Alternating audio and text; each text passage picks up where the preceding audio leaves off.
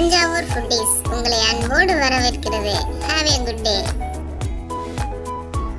My channel Thanjavur ஃபுட்டீஸில் இன்றைக்கி நம்ம வளவளப்பு இல்லாத வெண்டைக்காய் கிரேவி எப்படி செய்யலான்னு பார்க்கலாம்.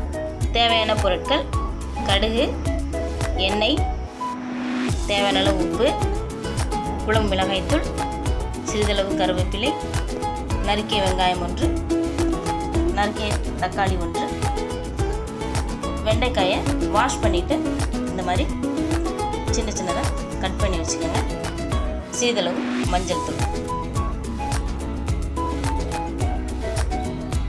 அடுப்பில் கடாயை வச்சுக்கோங்க. கடாய் காஞ்சதும் 2 டீஸ்பூன் எண்ணெய் போட்டுக்கோங்க. எண்ணெய் காஞ்சதும் வெண்டைக்காய் போடுங்க.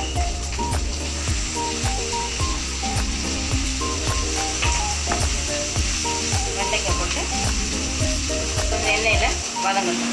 வெண்டைக்காய் காய்க்கு தேவையான கொஞ்சம் உப்பு போட்டு வதக்கிக்கணும்.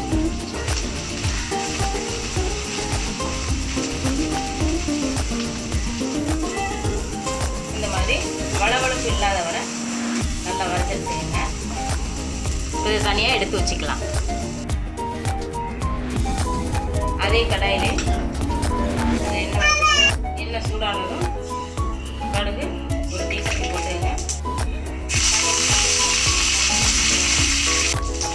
வெங்காயம் போட்டு வதக்கணும்.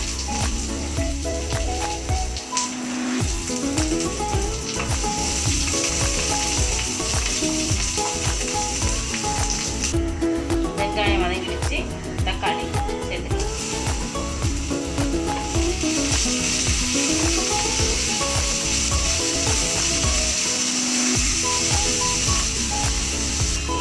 தக்காளி வதங்கிடுச்சு. 1/2 டீஸ்பூன் மஞ்சள் போட்டுக்கலாம். 1 டீஸ்பூன் குழம்புத்தூள் போட்டுக்கலாம். குழம்புத்தூள் லைட்டாக வதங்கினதும் கொஞ்சமாக தண்ணி ஊற்றிக்கலாம். இப்போ இந்த கிரேவிக்கு தேவையான கொஞ்சம் போட்டுக்கலாம். கிரேவி கொஞ்சம் பொரியட்டும். கிரேவி கொஞ்சம் கொதிச்சு திக்காயிருக்கு. இதில் நம்ம அந்த ஃப்ரை பண்ண வெண்டைக்காயை ஆட் பண்ணிக்கலாம்.